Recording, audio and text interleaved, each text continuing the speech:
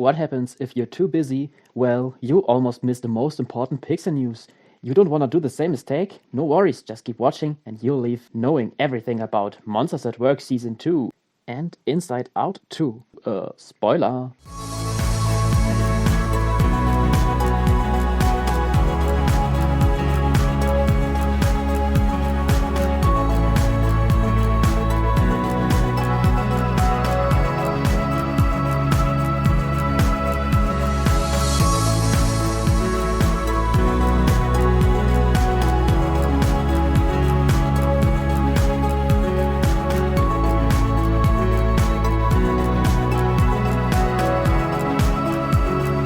This edition of the Pixar Update is the one I'm pretty eager about. Disney has just released the official trailer for Monsters at Work Season 2 the other day, and to be honest with you, I'm quite excited for it. The season will premiere on the Disney Channel April the 5th and 1 month later on Disney+. If you wonder why the linear debut comes first, well, the first season aired on the Disney Channel in 2023 and probably Disney was happy with its performance, so the streaming gang, including me, has to wait a month longer. Anyways, what will this season be about? We were left with Tyler Tuskman finally entering the loft floor, and that's where the new season hooks in. First of all, though, Tyler is seen at a sports event of Monsters University, where he is introduced as a top scarer, causing Tyler to correct the person of his actual profession. In fact, however, we are confronted with his struggles of being a joker quite quick. He isn't funny enough for children and doesn't accumulate the amount of energy actually needed. A boy complains about him doing the weird baby voice, referring to Tyler repeating that gig a lot.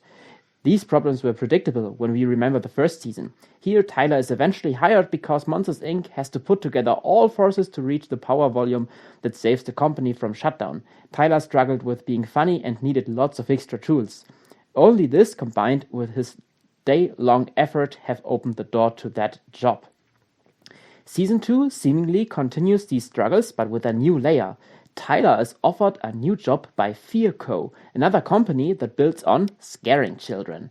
That's exactly what he's been learning at university and what he's been preparing for his entire life. As the new season's poster reveals, he's now between two chairs.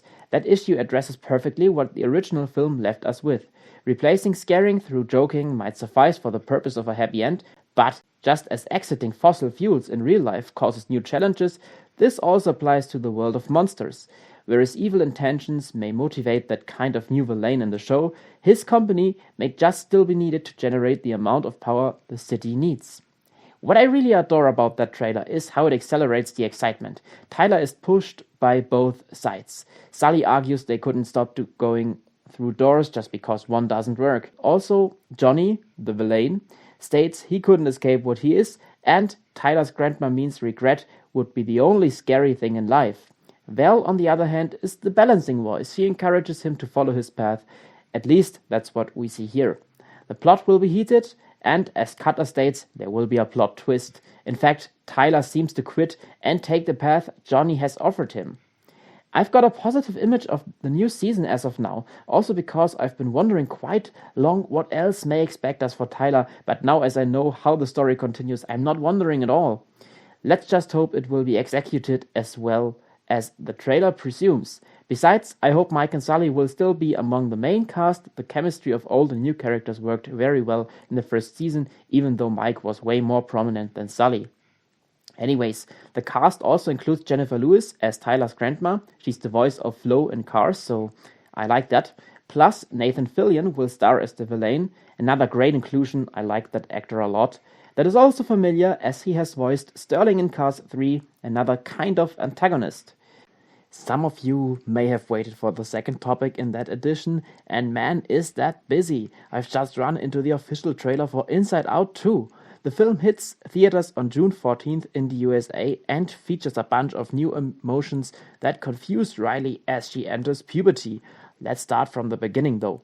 Joy is enthusiastic about all of her colleagues, and they state Riley would grow up so fast. In fact, she has just turned 13 and her life seems to be more about ice hockey than ever.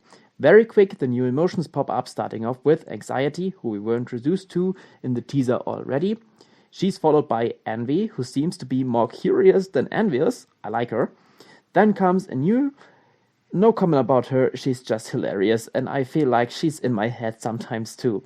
Last but not least, there we have that funny guy called Embarrassment. I'm curious about him, to be honest, mostly because he's rather absent and silent in the trailer. There we go with the plot. Old and new clash, done, finished, finito. Well, of course, there's more to say. Once again, Joy doesn't let somebody participate. That's where she starts annoying me a lot. Anxiety is getting tired of that, and soon trouble culminates when Riley has to make decisions. Here, she finds new friends in the Bay Area skills camp, but soon turns towards another group of girls, most likely the celebrities there. Why is she doing this? Well, Anxiety is getting rid of the old emotions and puts them into a giant bottle. Well, Embarrassment executes that step for her.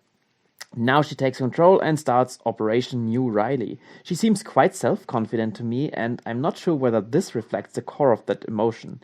I like those little cart-built offices, by the way.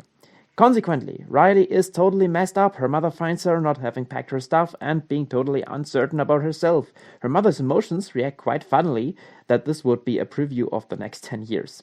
Anyways, Anxiety must be stopped as she has taken the lead and our core group of emotion tries to make their way back. What I like is that they are at some place called Sarcasm. That's some great world building here. What happens next is that Joy is lucky about meeting these demo day guys, I think, but her words echo in a sarcastic tone. The film obviously has quite some potential, previewing some funny moments. Most of the chemistry builds on the new characters, but yet the old gang is still here, so now even discussed fear and anger might become more prominent throughout the film. However, I have already started disliking Anxiety, first of all because her personality is a little weird and because she confuses things a lot. That's no downturn though, as the film has a certain purpose and already looks good, but I'm not too excited as the course of the story resembles the first film in part. Anyways, some things are predictable and others are not, so we'll need to watch it. So here we go with that Pixar update, and as there are 2 exciting projects to talk about, please let me know your thoughts in the comments because I'd like to engage with you. Thank you very much for watching and see you on soon. Bye.